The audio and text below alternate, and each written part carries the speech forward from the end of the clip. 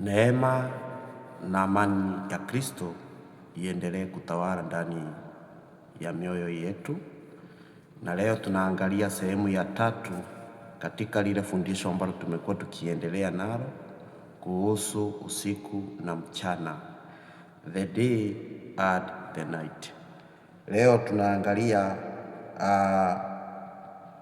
tunaendelea kupata ufahamu kuhusiana na habari ya usiku na habari ya mchana katika neno la Mungu. Tulianza na sehemu ya kwanza, tukakuja kwa sehemu ya pili, na sasa tuko katika sehemu ya 3. Sehemu ya 3 itakuwa na kakichwa kidogo, kale katakuwa kanasema hivi: ufalme wa giza na ufalme wa nuru haupatani hata kidogo. Somo la jana tukaona kwamba usiku umekuwa umefananishwa sasa na ufalme wa giza, halafu mchana unafananishwa na ufalme wa nuru.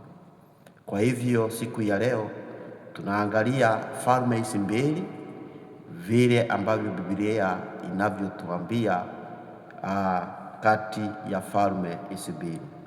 Nitasoma kitabu cha Wakorintho wa pili sura ya 6 fungu la 14 mpaka fungu la 18, nami nitasoma katika jina la Kristo.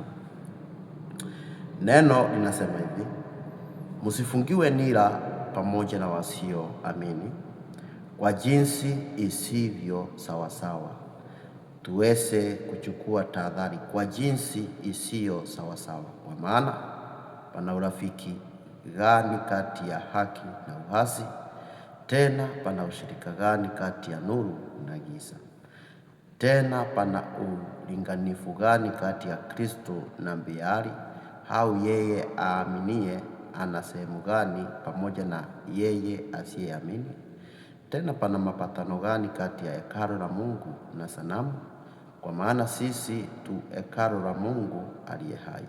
Kama Mungu alivyosema ya kwamba nitakaa ndani yao na kati yao nitatembea. Amen.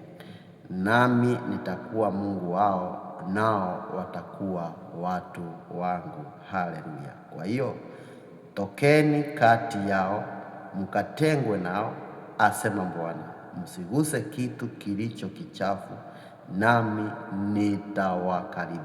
nitawakaribisha. Haleluya. Nitakuwa baba kwenu, nanyi mtakuwa kwangu wanangu wa kiume na wa kike.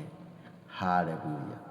Neno la Mungu linatupa furaha siku ya leo, kwa maneno ambayo neno la Mungu linatuambia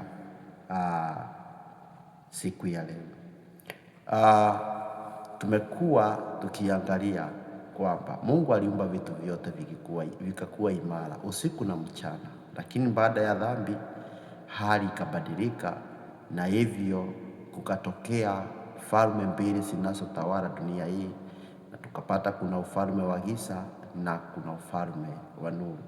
Siku ya leo kuna watu wanapenda nuru, ndio, lakini vile vile wanapenda matendo ya giza. Kuna watu wanapenda kuitwa watoto wa Mungu.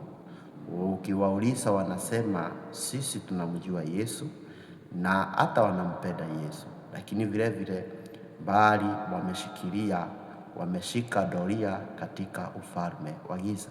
Siku ya leo ndio sasa tunaambiwa ya kwamba haiwezekani tukakuwa katika ufalme wa giza na vile vile haiwezekani tukakuwa katika ufalme wa nuru. Lazima tuchague moja yake. Katika kitabu cha Ufunuo kuna kanisa moja lilikuwa linaambiwa ya kwamba Mungu anayajua matendo ya hilo kanisa, ambapo alikuwa anasema ya kwamba najua ya kwamba wewe si moto na wewe si baridi. Ni watu ambao wanakuja na wanafanyika kwa watoto wa Mungu, lakini bado unakuta ya kwamba hata kama wamefanyika kwa watoto wa Mungu, bali wanaendelea kutenda maneno machafu, mambo mabaya. Uliokolewa kutoka dhambini, lakini bado hujaweza kubadilika hali yako, utu wako wa ndani haujaweza kubadilika. Kwa hivyo siku ya leo tunatolewa wito, wewe ambaye ni mtoto wa Mungu, lazima ukubali upande mmoja, ili jambo lile ulilo nalo ujue sasa, kama ni pande ya Ibilisi, lazima ukubali kukaa upande huo, na kama wewe ni mtu ambaye umekuja katika nuru na uko tayari kutembea na hii nuru, lazima ushikilie upande wa nuru bila kuenda kufungiwa ama kukuwa na hali ya ushirika wa kufanya mambo mbalimbali ambayo hayafai. Ndio maana tunaambiwa kwa jinsi isivyo sawasawa. Unajua Mungu ni upendo, na anapenda na anataka tuwapenda watu wote, anataka tuishi na watu wote, anataka tukae pamoja na watu wote. Hata katika maombi ya Yesu alipokuwa naomba kwa ajili ya wanafunzi wake, kuna mahali akasema, siombi kwamba uweze kuwaondoa duniani, bali uweze kuwalinda. Na sisi vile vile tunaishi na watu waovu na watu wa aina mbalimbali ambao wako katika ufalme wa giza, lakini kuna ule katika ushirika wa kufanya mambo fulani fulani. Kuna ushirika ule ambao hatustahili kuwa nao, ambao tunaambiwa msifungiwe nira pamoja na wasioamini kwa jinsi isiyo sawasawa. Jinsi isiyo sawasawa ni gani? Unajua mtu ni muovu ama anafanya mambo mabaya, na wewe unaenda kushiriki katika uovu wake. Ukiwa utaenda kwake ukiwa na lengo la kuweza kumfikishia ujumbe au kumwonyesha njia iliyo sawa, njia iliyo salama, haina shida. Mbaya ni kwamba uende uishi na yeye na ufanye kile anachokifanya, na wewe unajiita kuwa ya kwamba wewe uko katika ufalme wa nuru. Lazima tuchague upande mmoja. Tukishachagua upande wa nuru, kama sisi tulivyo wale ambao wanamwamini Yesu, tunaambiwa ya kwamba Mungu kuna mambo mengi sana ambayo ametuambia. Amesema nitakaa ndani yao na kati yao nitatembea, nami nitakuwa Mungu wao, nao watakuwa watu wangu. Fungu la 16.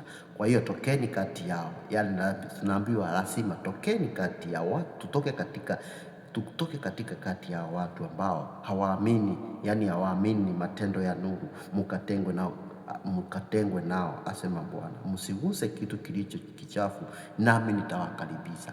Jambo moja linalofanya Mungu akae pamoja nami ni wakati ambapo nakataa kuyaacha mambo ambayo hayastahili, naendelea kushikilia mambo ambayo hayastahili duniani, mambo ya kidunia, mambo hapa na pale ambayo hayamtukuzi Mungu, naendelea kuyashikilia. Mungu atakosa kunikaribisha katika ufalme wake. Sasa Mungu anasema fungu la 18, nitakuwa baba kwenu nanyi mtakuwa kwangu wanangu wa kiume na wa kike. Je, ungependa kukua mtoto wa Mungu? Ungetaka kukua mwana wa Mungu? Ungetaka kukua mtoto wa Mungu? Lazima uchague njia moja. Kama uliamua mambo ya imani, hachana na mambo ya giza.